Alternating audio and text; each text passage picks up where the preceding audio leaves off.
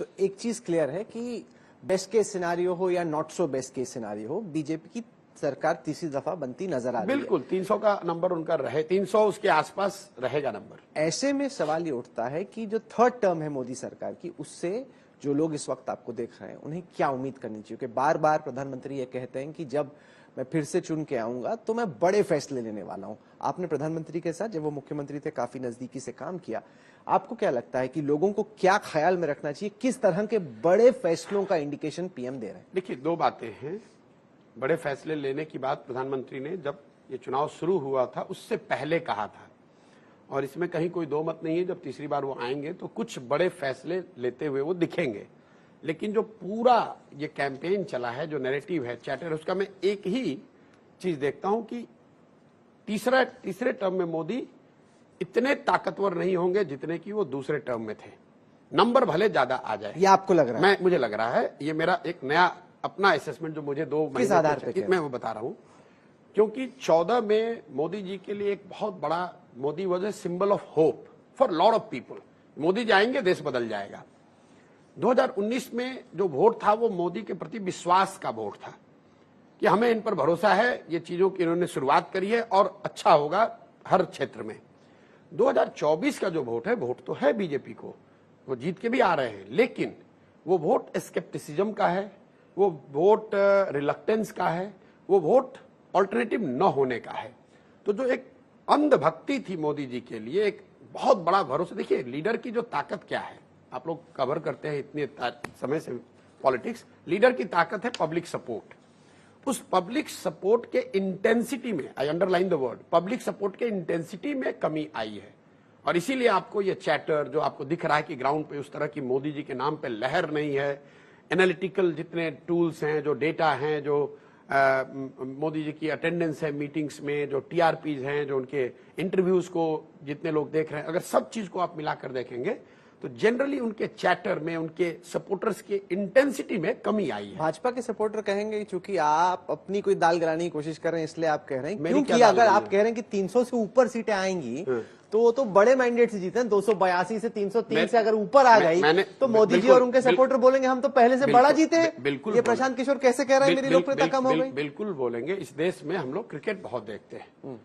मान लीजिए कि विराट कोहली ने 101 रन बनाए और बिल्कुल फ्लॉलेस 101 रन बनाए। किसी दूसरे इनिंग में विराट कोहली ने 140 रन बनाए, लेकिन उस दौरान उनके 6 कैच ड्रॉप हुए। तो किस इनिंग को आप बेहतर मानेंगे?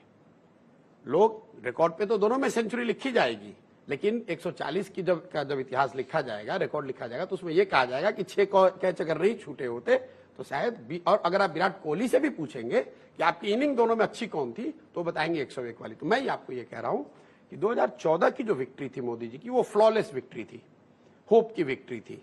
2019 विश्वास की विक्ट्री थी। 2024 ऑल्टरनेटिव नहीं होने की विक्ट्री है। 2024 उनके सामने कोई बेहतर ऑल्टरनेटिव, बेहतर चैलेंजर नहीं आया। इसके लिए उनका सपोर्टर तो कहेगा ही कि ठीक है, मैं उससे कोई इनकार भी नहीं कर रहा हूं, वो जीत के आएंगे, सरकार बनाएंगे, सरकार चलाएंगे भी। Coming back to your original question, what it will do to his functioning as a prime minister, to my mind he will start with a bang, but he will face stiff resistance, not necessarily from political parties and formation, but from the people at large. और उसकी वजह यह है कि इन चुनाव में भी जो लोगों ने देखा समझा है, बात जिसकी हो रही है कि रूरल डिस्ट्रेस इंडिया में बहुत बड़ा मुद्दा धीरे धीरे बनता जा रहा है। दूसरा जो ग्रोइंग इनइक्वालिटी है, आपने भी प्रधानमंत्री से सवाल पूछा था, growing inequality is a sitting time bomb. और तीसरा जो बेरोजगारी है, ये put together this 3 things, unless in the new term government does something decisively different than what they have been doing.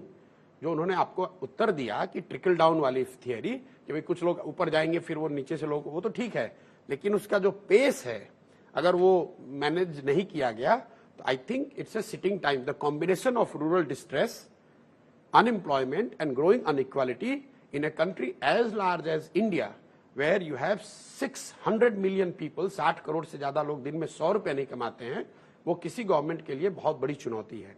लेकिन जहां तक बड़े निर्णयों का सवाल है, मैं देखता हूं कि वो शुरुआत करेंगे with a bang. I would see in a broad term there will be more concentration of both power and resources. सत्ता और संसाधन का केंद्रीकरण की जो शुरुआत या जिसकी मतलब एक बू आ रही है, उसमें तेजी आएगी।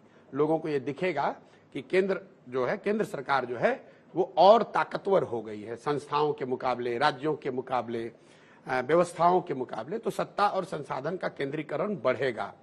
और मुझे जो सबसे उसमें स्पेसिफिक चीज दिख रही है कि शायद there might be a significant attempt to curtail the financial autonomy of the states.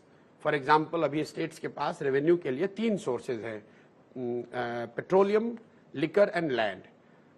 तो मुझे आश्चर्य नहीं होगा अगर पेट्रोलियम को तुरंत जीएसटी में ले आया जाए, जो होना भी चाहिए, उसमें क्या होना। मैं यही बात आपको कह रहा हूं, क्योंकि इसके लिए सपोर्ट भी है और अब मैंडेट भी आ गया और state could be pushed to accept this. लेकिन this would mean lesser financial autonomy for the states and more power in the hands of centre, क्योंकि centre as per the rule तो उनको पैसे तो डिवेल्युएट कर भेजने हैं, जीएसटी का एक हिस्सा राज्यों को मिलना है, लेकिन उसका जो ऑपरेटिव एलिमेंट है कि अगर सेंटर चाहे तो कुछ दिन के लिए आपका पैसा रोक सकता है, कोई एक विषय खड़ा करके आपके डेवोल्यूशन ऑफ रिसोर्स को डिले कर सकता है। जैसे दूसरा है जो राज्यों के एफआरबीएम नॉर्म्स हैं, उसको मुझे लगता है कि और टाइटली इंप्लीमेंट करने की कोशिश की जाएगी। जैसे आपने तेलंगाना में देखा कि जो ऑफ बजट बोरोइंग स्टेट्स की है, उस पर मुझे लगता है कि तो ये बुरी बात क्या, अगर कोई स्टेट फाइनेंशियली रिस्पॉन्सिबल है ये नहीं और इंडेटेडनेस बढ़ती जा रही है, तो अगर लगाम कसने में, ताकि आप जितनी आपकी कमाई है उस हिसाब से रिस्पॉन्सिबली बिहेव करो। आपने सवाल ये नहीं पूछा कि क्या सही करेंगे क्या गलत करेंगे, आपने पूछा कि बड़े निर्णय क्या लेंगे। मैं ये कह रहा हूं कि सत्ता और संसाधन का केंद्रीकरण होगा और उस दिशा में मैं फाइनेंशियल ऑटोनॉमी जो स्टेट्स की है उसको कम होता हुआ देखता हूं। और जो ये एफआरबीएम जैसे नॉर्म्स हैं उसको बहुत थोड़ा और कड़ाई से लागू, पहले भी ये नॉर्म है, पहले भी वो देश हित में था, लेकिन शायद पहले 2 टर्म में इतना उसको इन्फोर्स नहीं किया जा रहा था, उसको किया जा सकता है। दूसरे जो उनके बड़े निर्णय हैं, यूनिफॉर्म सिविल कोड, सीए जो थोड़ा कंट्रोवर्शियल जिसको आप कह सकते हैं, इन निर्णयों पर भी सरकार बहुत तेजी से बढ़ सकती है। तीसरा, मैं समझता हूं कि जो पूरा एंटी करप्शन का जो एक फसाद है, फसाद तो नहीं कहूंगा, मतलब जो एक नैरेटिव कह लीजिए, चैटर कह लीजिए, उसमें भी आपको स्ट्रक्चरल और ऑपरेशनल दोनों स्तर पर चेंज दिख सकता है। जैसे कि पीएम ने हमारे इंटरव्यू में कहा कि ऐसा रास्ता निकालेंगे कि जो करप्ट लोगों से पैसा लिया गया उसको जनता को नहीं, वो बड़ा मुद्दा नहीं है, वो तो ऐसे पब्लिक चैटर के लिए है। बड़ा मुद्दा ये है कि अगर मोदी जी के आप 2014 के भाषणों को देखेंगे तो एक बहुत लंबी चर्चा के बाद उन्होंने और उनकी टीम ने उस समय की तय किया था, और मोदी जी ने हर भाषणों में भी कहा था कि स्पेशल कोर्ट्स बनाए जाएंगे और उसको एक समय सीमा में 1 साल का समय दिया जाएगा कि जो भी करप्ट है, विपक्ष का हो पक्ष का हो, आप भाई जितने भी आरोपी हैं या तो उनका आरोप सिद्ध करो या उनको फ्री करो। उस तरह के स्ट्रक्चरल डिसीजन हो सकते हैं, मैं ये नहीं कह रहा हूं कि होंगे ही होंगे, बट हो सकते हैं।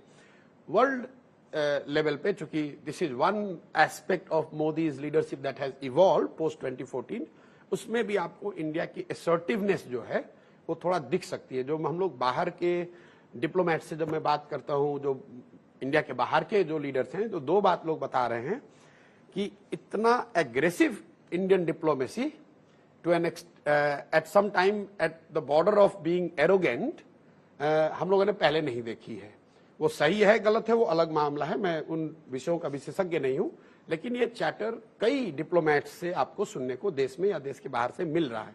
तो उन चीजों पर भी आप देखेंगे कि थोड़ा बड़ा नैरेटिव उस क्षेत्र में बनेगा कि जो फॉरेन कंट्रीज के विज़ेवी कंट्री जो अभी आप देख रहे हैं कि कनाडा वाले जो इसका जनता तो उसको पसंद ही कर रही है, ताली बजा रही है। फिर again we are not getting into merit demerit, liking disliking, जनता पसंद करे ना करे, मैं ये कह रहा हूं वो काम उसमें मैं तेजी देखता हूं, वो उन चीजों पर ज्यादा प्रोग्रेस दिखेगा या उसमें ज्यादा एफर्ट आपको दिखेगा।